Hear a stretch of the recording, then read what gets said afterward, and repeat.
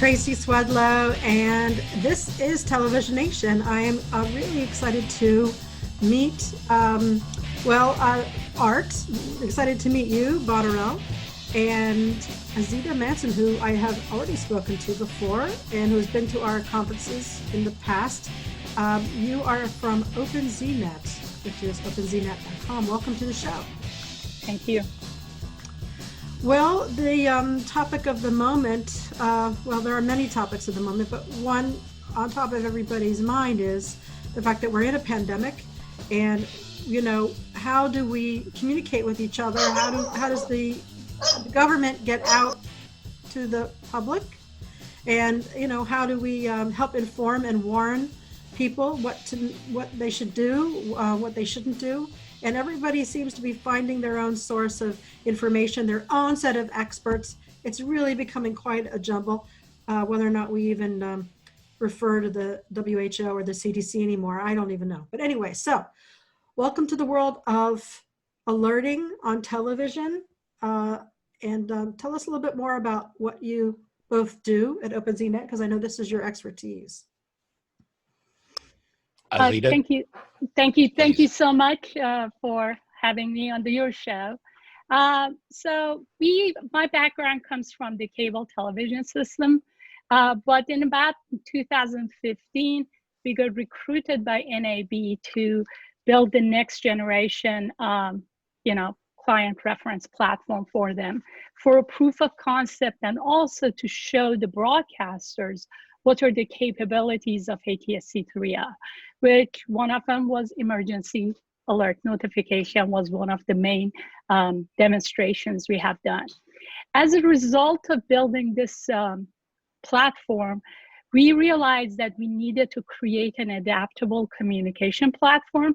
It was out of necessity to be flexible and to show the various things that technology was capable to do. And that's how we got our beginning. And then as a result, as a consulting job I did for AWARN, which is, we did interview about 300 different first responders and managers across the nation. We had several webinars and meetings, and we learned quite a bit. And as a result, we improved our platform to meet the needs of the environment. And then I came across meeting Art at one of the NAB shows, and he has graciously accepted to become part of our board of advisors. And we are very excited to have him and his expertise to help us with our system.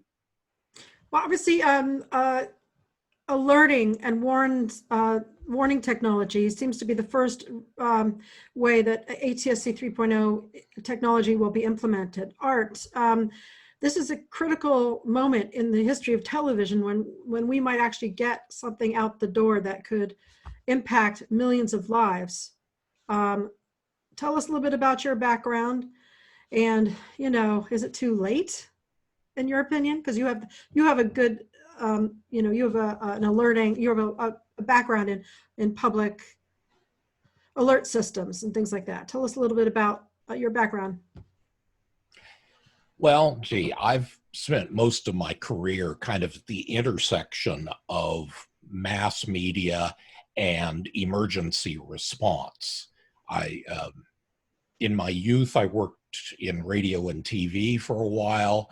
I worked for FEMA and a number of local agencies as an emergency manager. Then I got into some consulting projects internationally. Mostly on the theme of warning, but the way I look at it, warning is just a particularly acute case of the general problem of emergency public information. And so when and we're never too late to put that kind of thing into place. I just wish it had all been. Oh no, because I mean, pandemic stuff. We never.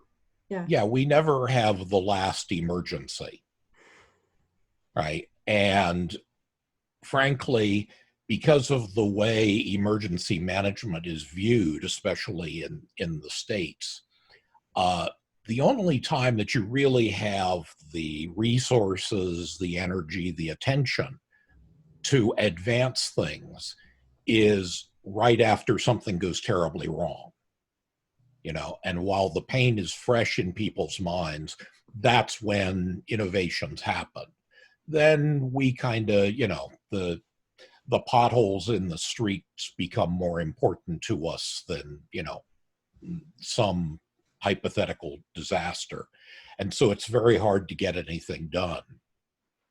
That's why my involvement with OpenZNet is the result of 30 years, gosh, of working on this problem of joint information systems. Originally in the context of government, but even that has gotten more complicated. And what we've seen is that instead of all of this being like traditionally it was government talking to the public, it's become a lot of sources, some of them local governments, some of them government agencies, some of them non-governmental organizations, all sorts of people who need to be able to communicate quickly and effectively. There's a wonderful book that I love to point people to by a chap named Clarence Jones. His original title for it was How to Speak TV. Now, subsequently, he changed to something else that I don't like nearly as well. But a lot of organizations are learning that they have to learn how to speak TV, social media, next-gen TV when they haven't even totally mastered this gen TV. A lot of stuff that they need to do. And a lot of that, as you certainly understand, is behind the scenes. It's gathering information, it's curating and editing and composing, and it's delivery. Now, we tend to think a lot about the delivery side, but most of the problems that I've seen in public warning and public information generally actually occur upstream from the mechanics of presentation. So is that what OpenZNet is doing, is trying to organize the back end so that all of these kinds of communication touch points? I mean, tell us a little bit about what solution OpenZNet brings. I think that's a fair say. Azita, do you agree that Sure. That's what you've, I mean, Absolutely. That's what I saw. You know, so yeah, absolutely. So what we have done is we created a comprehensive communication platform that puts like different objects together and create whatever the broadcaster, the first responders. It's a very sophisticated multimedia management tool. So we can get ingest from, let's say, CAP messages coming from National Weather Service or whatever else it is. That's the Common Alerting Protocol. Thank you.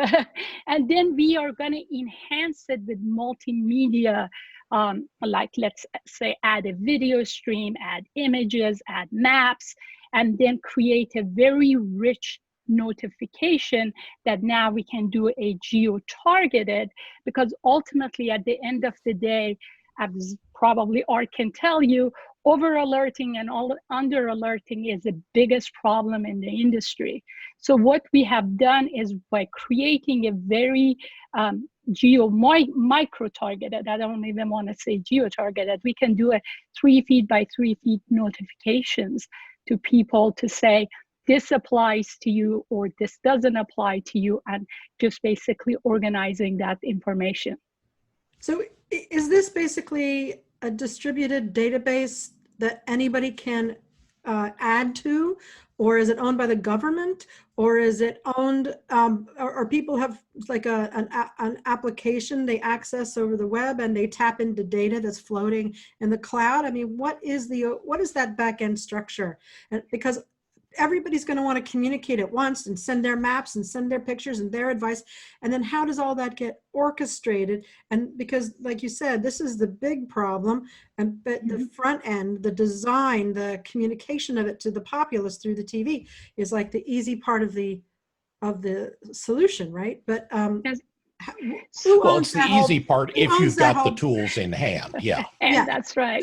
So ultimately, yeah. for example, the content generators, let's say in the case of broadcaster, this applies to them very well. So you can get content from various sources. Let's say a user submits a story via their website or sends an SMS to a line, and then the content comes ingested. It doesn't mean it gets published. Then the job of the editor of, let's say, a broadcaster in this case says, now I want to disseminate some of the information after they vet out, after they make sure the information is presented the way they want it. For the counties or like government agencies, we are doing the same thing. So because they're at the end of the day, they're content distributors. So whomever that's a content distributor is the entity that can take advantage of it. As I said, you can get from various sources. They can publish a phone number and we get SMS messages and it comes to a channel and then they can sort it and then send it out. But is this some kind of database in the cloud owned by the government, or by the people? By the people, by the content owners, or ultimately the content distributors, I want to say. So in the case of broadcaster would be one. Let's say you have a website and you have your own content. Let's say even if you're a grocery store, right? And they use the tool to say, whomever subscribed to my channel, whatever that channel is, whether it's a government channel, whether it's a broadcast channel, whether it's a grocery channel. And then ultimately they can communicate directly with their end consumers using the tools. And yes, it is a cloud-based, we use Amazon Web Services, which is a very rich set of services that they provide us. So Art, is this? It's, I'm sorry, go ahead. Go ahead. Is this using? Well, I was just going to say it is a distributed database, but it is not a solely owned database. You've got different pieces. The Federal Integrated Public Alert and Warning System, which drives the wireless emergency alerts. They have a database, and they can serve both as a distribution channel and as a source for information. The World Meteorological Organization does that, as does the U.S. National Weather Service. There are a lot of databases that need to be merged into a stream, where the stream is a very broad construct that includes web, it includes social media, and it includes either traditional or next-gen TV. So you have all these data sources, some that the channel operator, if I can use that term, may control, and some that they just draw on. But the tool that would enable this, being able to tap into this distributed database, which then would go into the hands of the broadcasters or whomever would want to sign up for those tools, subscribe to those tools, they would then be able to access any of that content that is accessible in that distributed database environment in the cloud. That's true. That's true. But the people, I think, who are going to really be most interested in this are the ones who have information content of their own that they want to add. And they may use, the national alerts or weather forecasts or whatever as context. But, for example, local health officials struggled early in the current pandemic because they did not have systems for collecting and composing and distributing information. and the systems that were available to them belonged to the local elected officials, who in some cases kind of went and did what they thought was right. So there was a certain amount of frustration early on at this barrier of communication. Now, this was very familiar to me because you see this pattern anytime there is an emergency that touches on more than one jurisdiction. Immediately you have a challenge. How do we, not confuse our messages? How do we not confuse our public? There's a process called a Joint Information Center that is the standard in the United States for doing that. It's sort of like an emergency operations center for news. It looks very much like a newsroom. What do they do all day? What do they do? Well, different people do different things. Basically, you've kind of got two sides. You've got the acquisition and the dissemination. So you've got people who are essentially the reporters, who are reaching out to different agencies and asking them for their daily reports. They're researching background information, and they are, well, historically, they were writing news releases. Now, that doesn't really cut it anymore, so we need to step that game up a bit. Then there's the dissemination people who staff the daily, the briefings that you see, where all the elected officials come out and they've got their endorsers standing behind them, and they've got their talking points, which have been coordinated with all the participating agencies so that nobody steps on anybody else's project. And they push stuff out over social media. They work with traditional media reporters. They do anything they can. I mean, sometimes community relations people will be going out and sticking up posters with information. So there's a bunch of output channels. So if that already exists, though, then what OpenZNet's platform, how is the Well, there's two things. Improve to that, yeah. First off, it's hard to do a JIC. I mean, it's a lot of work, and a lot of it winds up being done manually because there really aren't tools to help them do it. And that's especially true when we get to the production side of things. You've got a bunch of numbers, you want to turn it into a chart, right? You want to turn that into a visual and push it to the TV folks.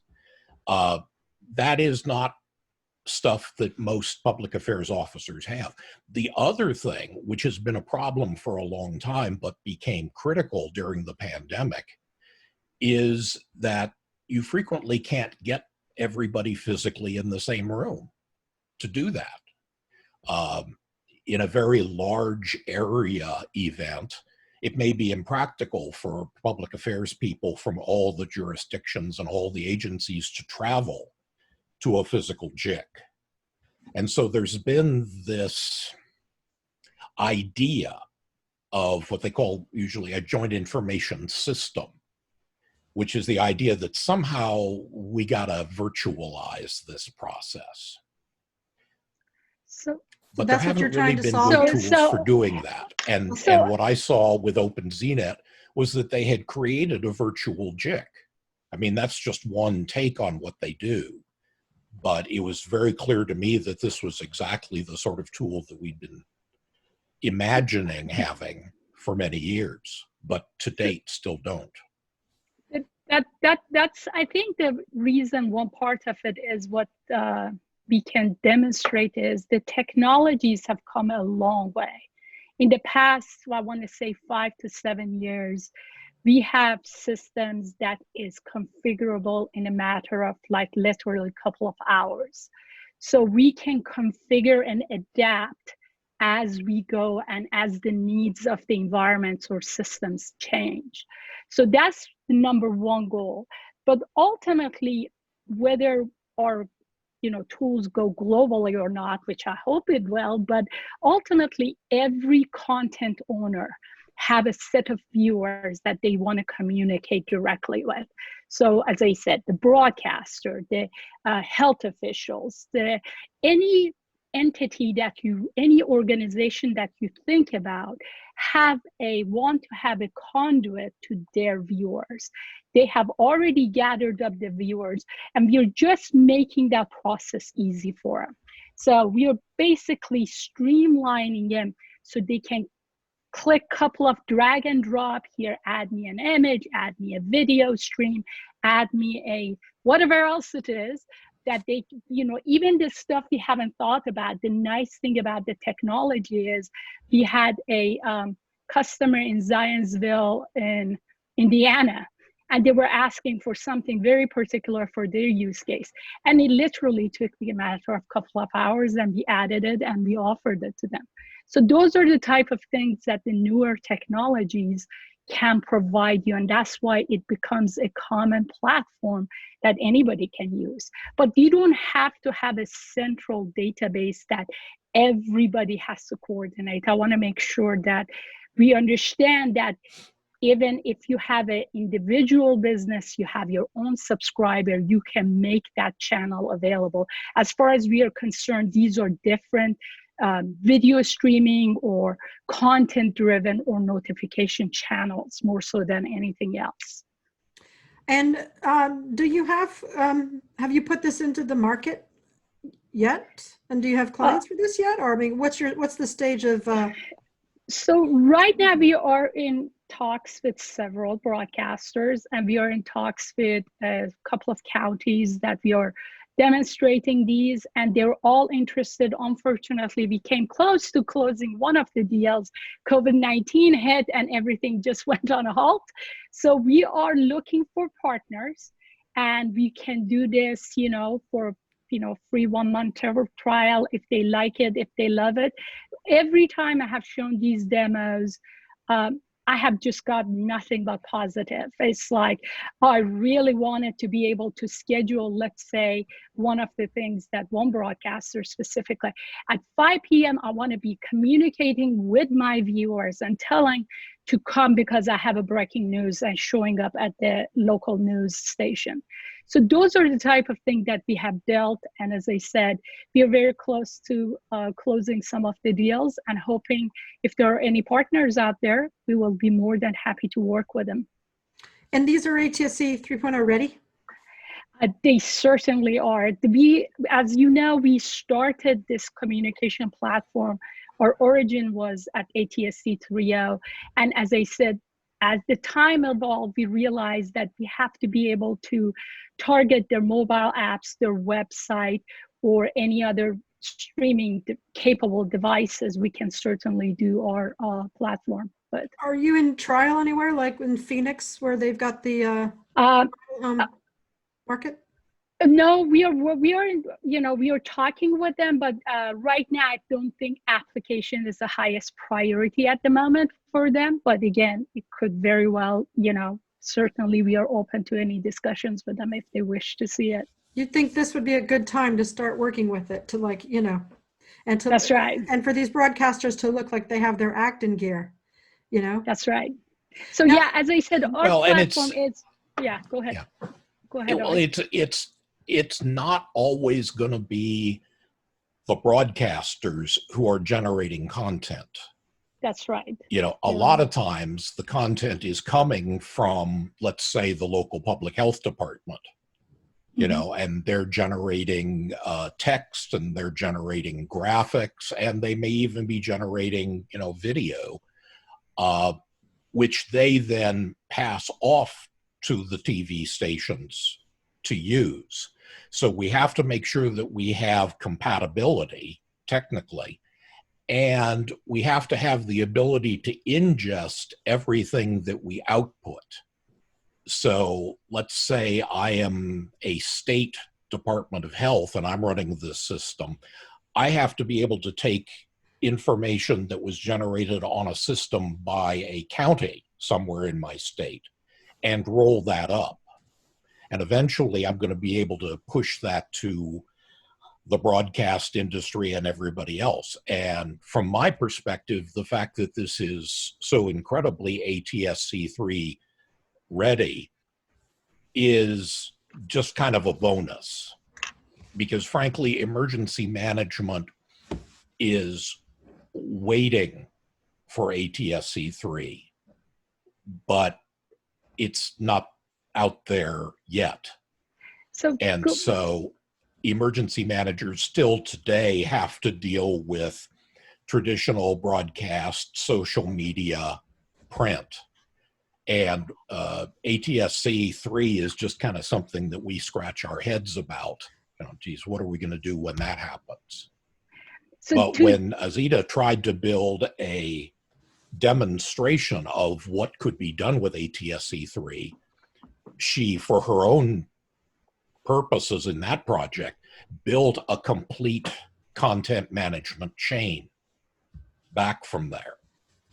And that's the part that has me really excited. And then, you know, ATSC3, you know, great, we're ready, let's go. Yeah. But it is going to take a little while. So going back to Art's point, I want to emphasize that our technology is not tied to ATSC 3.0, because we know ATSC 3.0 probably 3 or 5 years away. And because of the budgetary and all the things, it may even be delayed further out. We can use this technology today. I mean, that's important. The nice thing about what we are offering is not ATSC 3.0, it's not broadcasters. It's any entity, any content owner that wants to get content from other sources and wants to distribute it to a set of their audience. An audience, as I said, could be a grocery store, could be a drugstore, could be any entity that manages some sort of it's a communication platform at its core. So we are not really tied. We are not building a particular application for an ATSC 3.0 receivers, which is done. That's already part of it. We've been doing that for 5 years. This is the cool thing about this, is we can use it as a communication to your direct audience. It's almost like there needs to be an app. You know, I want to be able to download an app and access everybody's content, and people just, you know, have that sort of common platform, and then let it evolve from there. And then the broadcasters may say, hey, this looks amazing. Let's move this into the broadcast, you know, universe. Let's translate this experience. I mean, what about that? Is that something that's on your agenda? Absolutely. Yeah. I mean, that's, you know, because emergency managers it's a proof of you know, that it's working. And you know, yeah, emergency managers have been originating content for broadcast since the 1950s. I mean, back in the civil defense days, we all had our little radio studio in the corner of our bunker. So this idea my dad had a CB radio. Well, yeah, it's the studio made it a little more convenient, but essentially the same process. You know, so yeah, apps are definitely part of the picture for the, well, to use the newsroom analogy, for the correspondence. Well, like, I'd like to be able to go to one app to access information from the CDC or the latest researchers about, you know, what, you know, the symptoms for COVID. And I'd like to hear what's going on in different cities and the uptick and the numbers. And, you know, it would be really wonderful to have that all in one place, in one interesting, complex app. Maybe the local, the status of the local hospital and how they're able to handle emergencies, you know, of these types, or any type of emergency. I'm in San Francisco, so, you know, we're going to be interested in earthquakes and things like this, but I don't know if that really exists.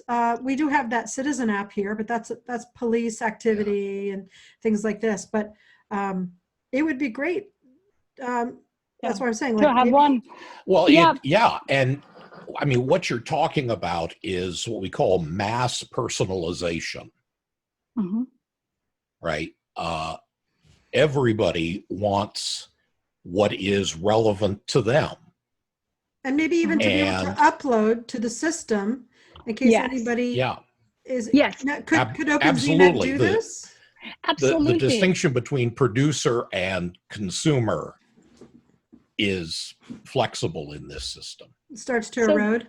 Yeah. So the nice thing about our system is, as I mentioned earlier, that, for example, if a citizen sees, or a person sees something on the road and wants to report it, right? So we have what we call the user submitted stories. The user submitted stories can come in the form of, here's a text message, something is happening, here's a story, and we provide those type of editors. We do this, as a matter of fact, for the contact tracing. So the patients who are COVID-19 patients, they can enter their geolocated information and then send that information to the caseworkers.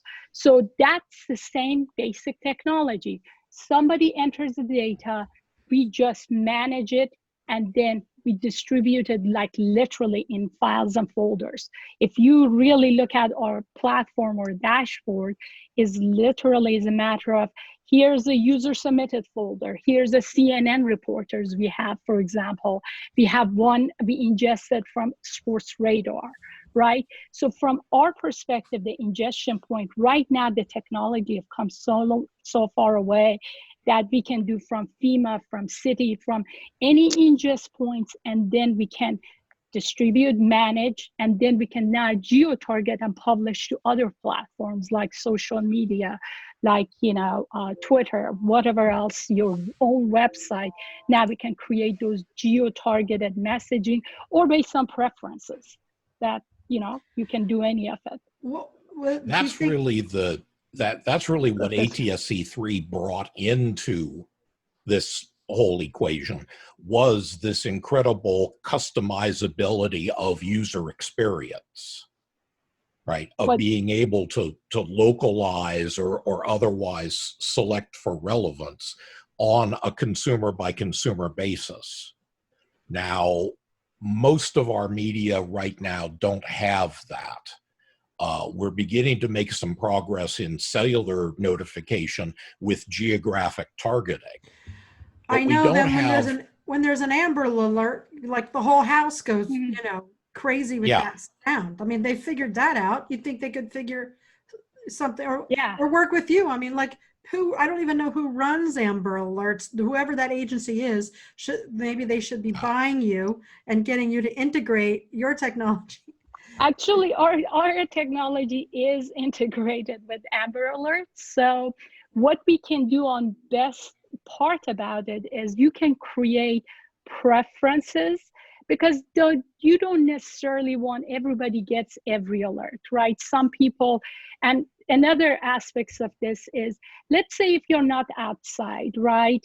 And if you're getting an alert about something that's happening on a road like 10 miles away, it's like you don't want to be getting those. And that goes back to that over alerting, right? Sometimes you got to go based on your geolocation to realize, does this alert really applies to me? Because there are a lot of times I starting to ignore those alerts because I'm going to say, oh, another, I'm sitting at home, there isn't anything I can do unless there's that alert applies to me. And I think that's the technology, or technology comes into place, that is that applicability of the messages that make sense to me or is relevant. And I think relevance is the biggest part of our technology, or behind the scene, is you get massive amount of notification.